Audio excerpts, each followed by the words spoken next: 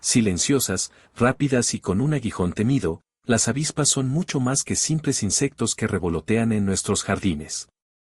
A menudo incomprendidas, han sido vistas como criaturas agresivas, pero la verdad es que cumplen un papel esencial en el equilibrio de la naturaleza. Desde polinizar flores hasta controlar plagas, su presencia es vital para la vida en la Tierra.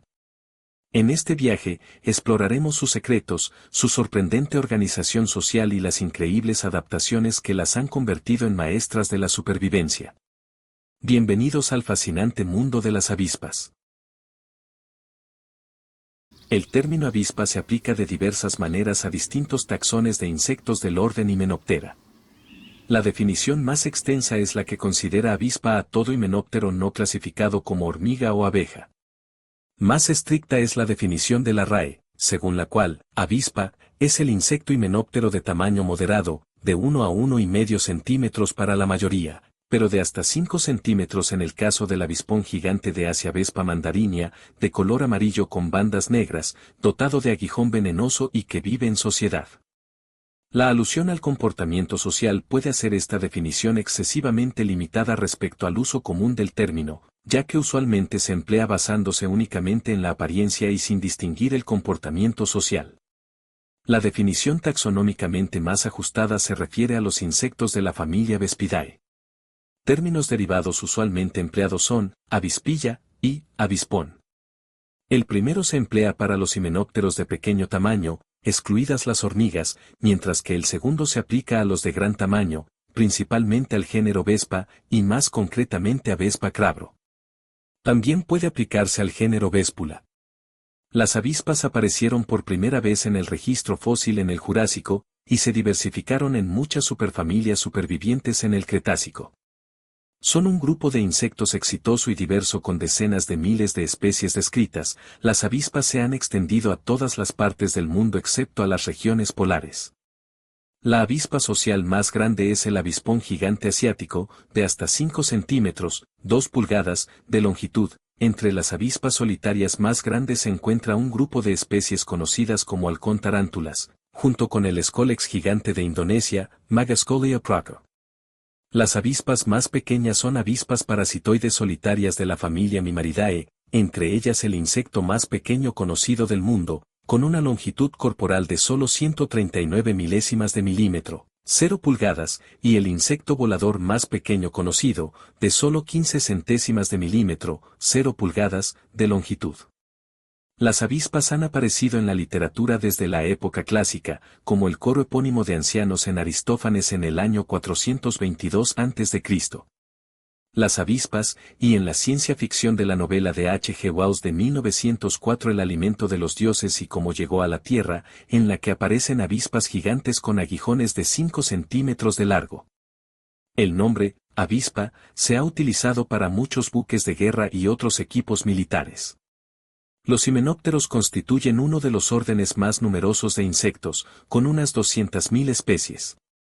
Además de las avispas, este orden comprende a las abejas, abejorros y hormigas, entre otros. El nombre proviene de sus alas membranosas, del griego himen, membrana y pteros, ala. Se dividen en dos subórdenes, sínfita y apócrita. El suborden apócrita incluye a las avispas más clásicas, abejas y hormigas. Se divide tradicionalmente en dos infraórdenes, aculeata y parasítica. El suborden sínfita, más primitivo, también incluye numerosas especies cuyo nombre común incluye el término avispa, familia Sorusidae, Siricidae, etc. Los miembros de aculeata tienen el ovipositor de las hembras transformado en un aguijón, es decir, que el órgano cuya función original era la de poner huevos ha sido modificado en un órgano con el cual pueden picar para inyectar veneno. Este suborden se divide en varias superfamilias entre las que se pueden destacar Vespoidea y Apoidea. Dentro de Vespoidea se incluye la familia Vespidae, que representa una larga y diversa familia de avispas cosmopolitas.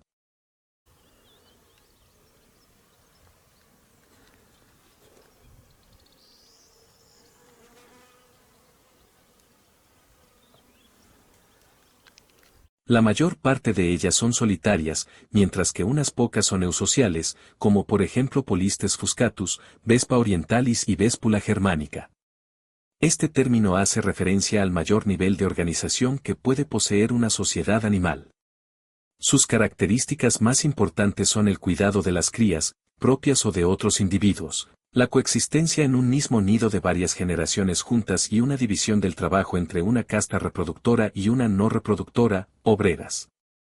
La eusocialidad está favorecida por el inusual sistema de reproducción aprodiploide, donde el sexo queda determinado según exista o no la fecundación de los huevos en los himenópteros. En las especies solitarias cada hembra adulta vive y se reproduce independientemente. Algunas de las avispas solitarias son parasitoides, es decir, parasitan a varias especies de animales, sobre todo artrópodos. Muchas de ellas son consideradas beneficiosas para los humanos, ya que sirven de control de plagas en especies agrícolas y de horticultura. Unas pocas especies de avispa no son bienvenidas, ya que atacan a otros insectos beneficiosos. De las docenas de familias de avispas existentes, solo la familia Vespidae contiene especies sociales, principalmente en las subfamilias Vespinae y Polistinae. Con sus potentes aguijones y su llamativa coloración de advertencia, a menudo en negro y amarillo, las avispas sociales son modelos frecuentes para el mimetismo batesiano de insectos que no pican, y ellas mismas participan en el mimetismo mulleriano mutuamente beneficioso de otros insectos desagradables, incluidas las abejas y otras avispas. Todas las especies de avispas sociales construyen sus nidos utilizando alguna forma de fibra vegetal, principalmente pulpa de madera, como material principal, aunque puede complementarse con barro, secreciones vegetales, por ejemplo, resina, y secreciones de las propias avispas. Se construyen múltiples celdas de cría fibrosas, dispuestas en forma de panal y a menudo rodeadas por una envoltura protectora más grande. Las fibras se recogen de la madera erosionada, se ablandan masticándolas y mezclándolas con saliva. La ubicación de los nidos varía de un grupo a otro. Avispas amarillas como Dolichobespula media y Dolichobespula silvestris prefieren anidar en árboles y arbustos. Protopolivia exigua anida en el en vez de hojas y ramas. Polistes erythrocephalus elige lugares cercanos a fuentes de agua. A otras avispas, como Agelaya multipicta y Véspula germánica, les gusta anidar en cavidades que incluyen agujeros en el suelo, espacios bajo las casas, cavidades en las paredes o en desvanes.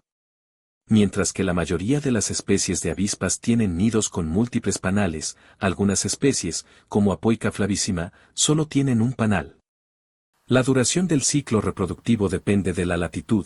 Polistes erythrocephalus, por ejemplo, tiene un ciclo mucho más largo, hasta 3 meses más, en las regiones templadas.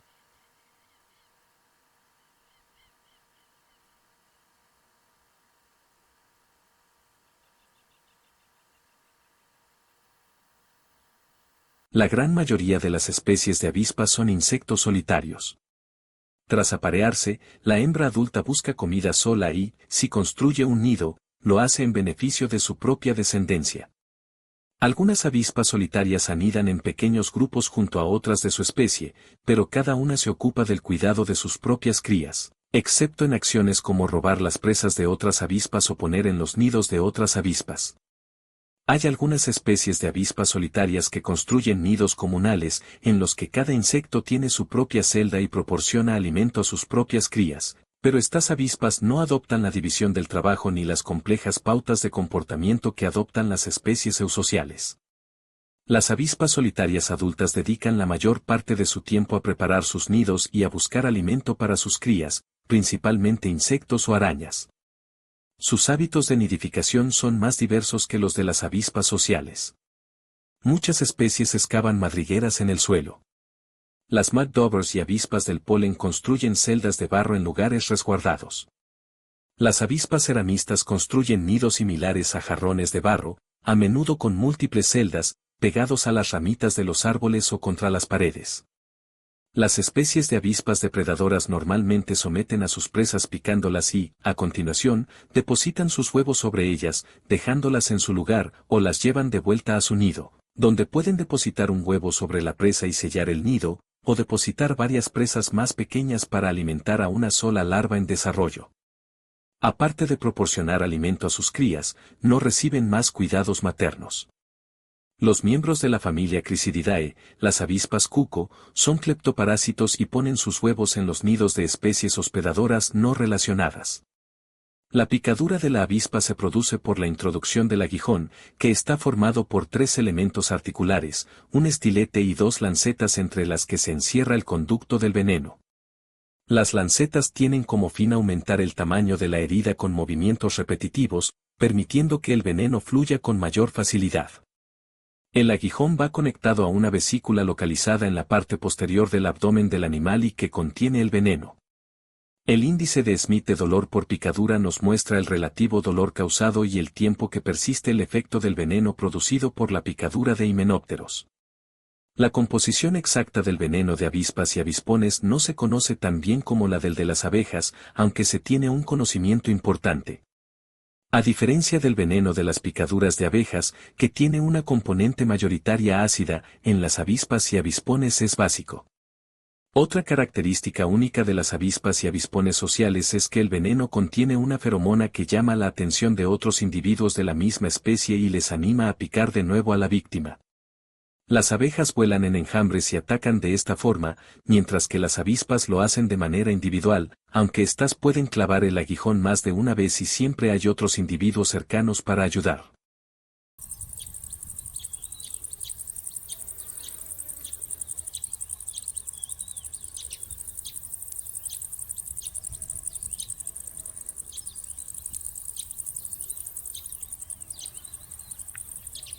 El veneno de las avispas contiene una mezcla de sustancias que afecta fuertemente a las terminaciones nerviosas y causa una rápida respuesta inmune del cuerpo. A continuación se encuentran los principales componentes. Péptidos. Mastoparan, péptido que induce a potenciar la permeabilidad de las mitocondrias, lo que afecta al correcto funcionamiento de la célula. El efecto depende del tipo de célula que sea afectada. De esta manera es el causante de la secreción de histamina de los mastocitos, serotonina de las plaquetas, catecolaminas de las células de cromafina y prolactina de la glándula pituitaria anterior. Por lo tanto, las funciones biológicas claves han sido descritas para este péptido, incluyendo la actividad microbiótica, incrementando la salida de histamina de los mastocitos, actividad hemolítica, permeabilidad de las mitocondrias y citotoxicidad de células tumorales. Bradiquinina, péptido que causa vasodilatación y está relacionado con el mecanismo del dolor. En ciertos aspectos actúa de forma similar a la histamina. Aminas. Acetilcolina, un neurotransmisor involucrado en la conducción de los impulsos nerviosos. En altas concentraciones interrumpe el trabajo del tejido nervioso, bloqueando la transmisión de la excitación a través de las fibras nerviosas. Histamina, el catalizador principal de la inflamación y las reacciones alérgicas. Su acción puede derivar en una gran variedad de manifestaciones como picor e inflamación en el sitio de la picadura, urticaria y fiebre en personas especialmente sensibles, y en casos menos comunes shock anafiláctico y edema de Kempke. Enzimas. Fosfolipasas, enzimas especiales, cuya tarea es destruir la membrana celular de fosfolípidos, lo que deriva en la liberación de los contenidos de la célula en los tejidos circundantes y provoca un proceso inflamatorio. Esto provoca dolor en el lugar de la picadura, que se siente mientras dura la inflamación. Además, las fosfolipasas contribuyen a la destrucción de la pared celular de los mastocitos, lo cual causa la liberación a la sangre de cantidades adicionales de histamina que intensifican la reacción alérgica. Hialuronidasa, destruye el colágeno, fibras de colágeno, una toxina cuya acción es similar a los efectos de las fosfolipasas. Otros. El veneno también contiene un factor hiperglucémico, que contribuye al aumento de los niveles de azúcar en sangre. En los avispones, el veneno contiene también toxinas específicas de los mastoparanes, las cuales tienen un poderoso efecto destructivo sobre las células.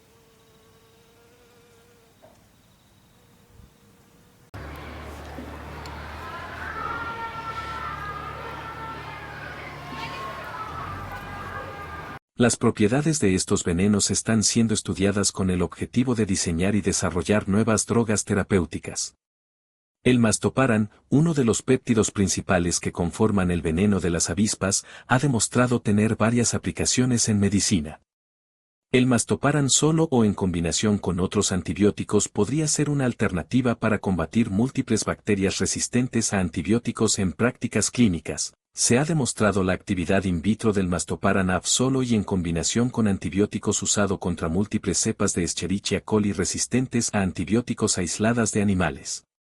También puede tener utilidad antiviral, pues un estudio reciente hecho in vitro ha demostrado que un derivado del Mastoparan presenta actividad antiviral de amplio espectro contra 5 familias de virus con envoltura por medio de la alteración de la estructura de su envoltura lipídica.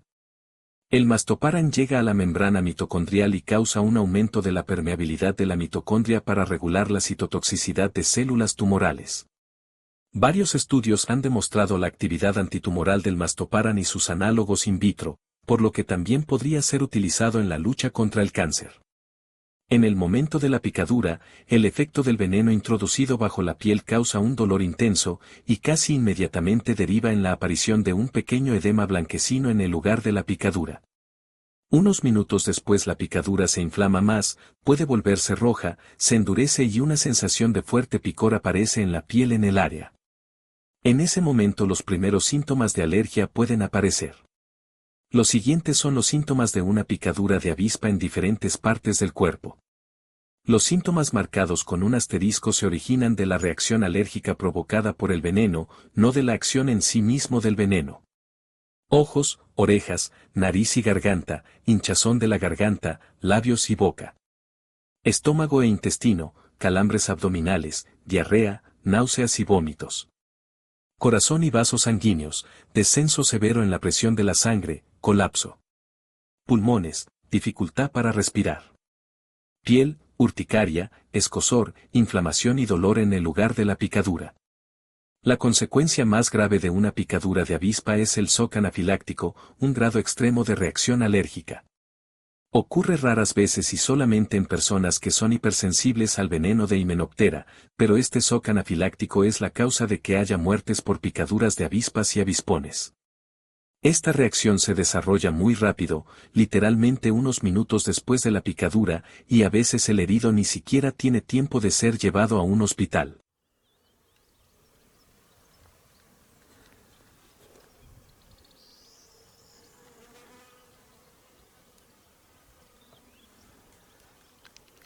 Son las más frecuentes y están en relación con los efectos locales de las proteínas y aminas presentes en los venenos de los himenópteros. De ellas, es fundamental la acción de la histamina, que origina vasodilatación y edema. La sintomatología, producida por la reacción local a la picadura de himenóptero, se caracteriza por un dolor intenso en la zona afectada, acompañado de la formación de una maculopápula de unos 2 centímetros, que suele ir cediendo en el transcurso de unas horas.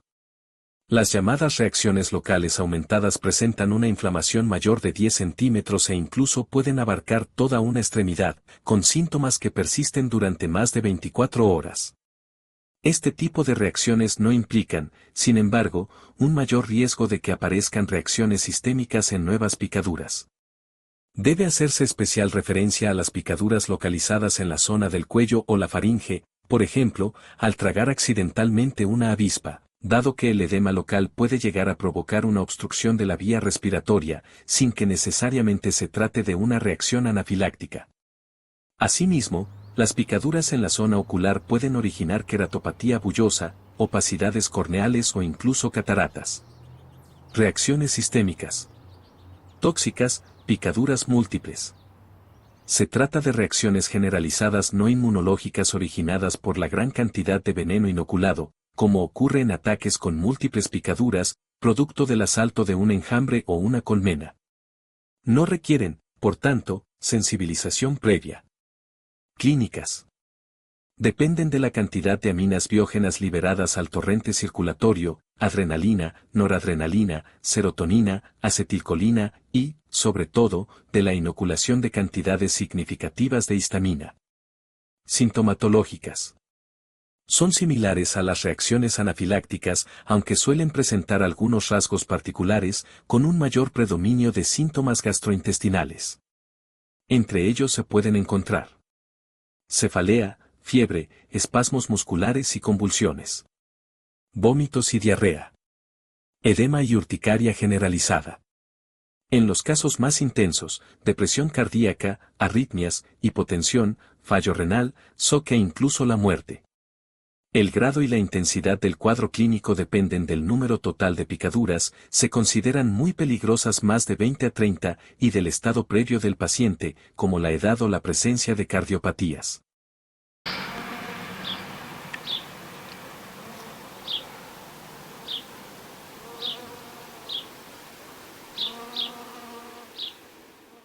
Las avispas, aunque a menudo temidas o mal comprendidas, son piezas esenciales en el delicado engranaje de la naturaleza.